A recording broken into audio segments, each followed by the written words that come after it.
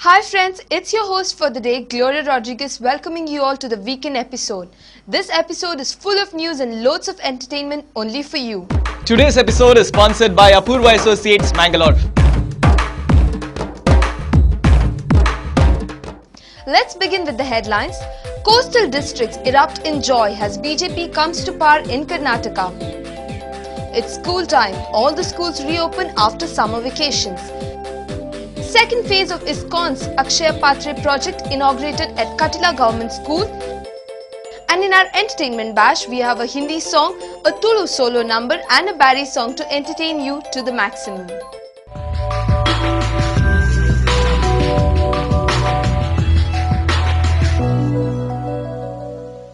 News in detail. A new era heralded in the state politics after BJP leader B.S. Yediyurappa took oath as the 25th Chief Minister of Karnataka in the presence of lakhs of BJP supporters and national leaders in front of the Vidhan Soudha here on Friday, May 30th afternoon. While this is the second time that Yediyurappa has assumed power as the Chief Minister, it is for the first time that BJP has come into power in South India on its own. As soon as Yediyurappa assumed charge, BJP activists who had gathered in large number near BJP office in Mangalore gave vent to their glee and burst into celebrations. As the state ministry headed by BJP stalwart B.S. Yediyurappa took oath at Bangalore with the promise to usher a new era in the history of the state, the joy of the BJP workers and supporters who had assembled at the party office here knew no bounds, and they gave vent to their glee through carefree dancing.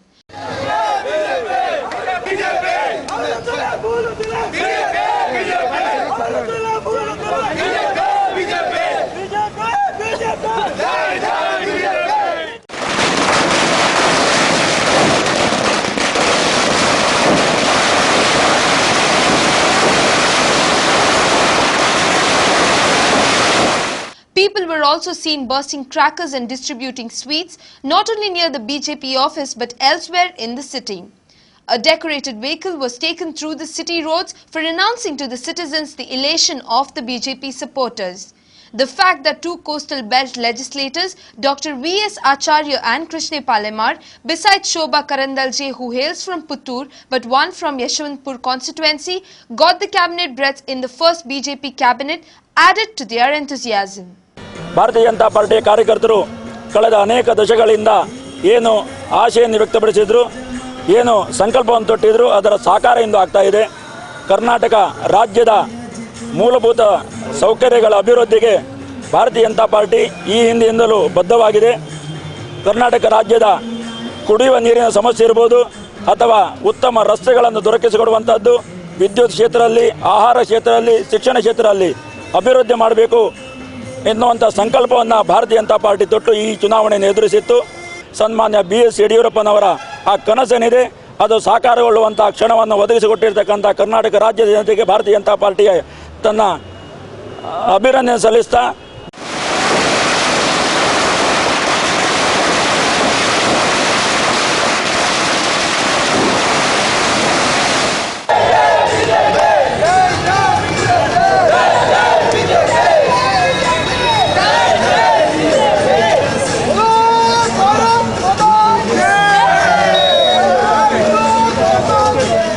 With BJP emerging as the single largest party in the state assembly and forming the government without much trouble, one can now expect a stable government. There are a lot of challenges in front of Yediyurappa, from developmental works to satisfying a few senior leaders who have missed out a cabinet berth. All the best to Yediyurappa and his team. While new era began in the state politics with the BJP government in the state, it was the beginning of another new year to school children. Most of the schools in the districts reopened on Friday, May 30th, while a few reopened on Saturday, May 31st. Children were seen going to the schools after long summer vacations, while first-timers were seen finding it difficult to take steps towards the schools. We have an exclusive report on this. Most of the schools reopened on Friday, May 30th after the summer vacations. However, a few schools reopened on Saturday too. Children had long annual summer holidays were seen rushing to their schools. While some of them were busy searching for their new classrooms, some others were happy that they had met their pals after a long break. Parents and teachers were busy making children feel at home in the schools. It was a different story with the first-timers. While some of them were very enthusiastic to join schools, meet new friends and learn new tricks, a few of them were found not willing to enter schools, leaving their cozy home atmosphere. Both parents and the teachers were busy convincing them and trying to keep them in schools. In some cases, parents had to sit with their children on the first day so as to make them feel at home in the new atmosphere. As the schools reopened, the midday meal system, which has been successful in increasing attendance in the school too, began. ISKCON, which has been playing a major role in supporting education by sponsoring midday meal in school through its Akshaya Patre scheme, began its second phase of scheme at Katipalla School with the help of ONGC on Saturday, May 31st. The second phase of the ISKCON ambitious Akshaya Patre project providing midday meal to the school children was inaugurated by ONGC Managing Director Rajamani at Dakshin Kannada Zilla Parishad Primary School at Katipalla on Saturday, May 31st morning. Politicians, it is important for us to banish illiteracy and encourage children to come to school and learn. Children should be allowed, they got every right to learn. Parents have no right to stop them from learning. And if food comes in the way, that should be stopped. And I appreciate ISKCON Akshaya Patra Foundation for taking up this initiative to remove this particular bottleneck, a constraint which does not allow children to come to school. Even just for the sake of food, people coming to schools, it's really pathetic, but at least there is some motivation there to come to school, and then, by the way, they learn. That's the way we need to motivate, and it's very important that this Food for Children midday meal scheme is it goes on, and all the children, there is no children should be there, no child should be there who is deprived of food to attend school. As of now, ISKCON has been providing midday meal to 2,500 students of 9 schools. The second phase, which is undertaken at an estimated cost of Rs 35 lakh, will cover 10 more schools. Zilla Parishad members Suchitra Shetty, ISKCON office bearers and others were present on the occasion. With this, we have come to the end of our daily news section. In the next part, we have exclusive entertainment for you all. But before this, let's take a short commercial break.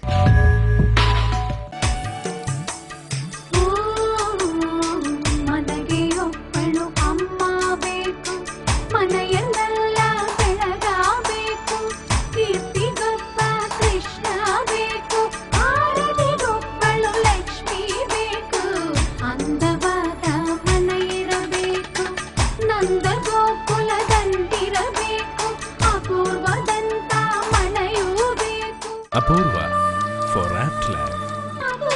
Inland Builders have been a pioneer in the creation of ultra-modern residential and commercial development in Mangalore and Bangalore. With ongoing projects in Mangalore like Inland Ornate, Inland Avenue, Inland Eminence, Inland Evoke, Premium Luxury Apartments, Kankanadi, Mangalore, and in Bangalore, Inland Everglades, Inland Ilanza. Shortly, Inland Builders are launching Mangalore's first international standard apartment complex at Mary Hill Airport Road, Mangalore, known as Inland Windsors. A modern grand structure of 23 floors, 230 super luxury apartments with facilities like garbage chute, multi-purpose hall with shuttle and squash court, supermarket, jogging track, table tennis, gym, swimming pool, TV room, etc. Bookings open. Inland Builders, Mangalore, phone 2496110.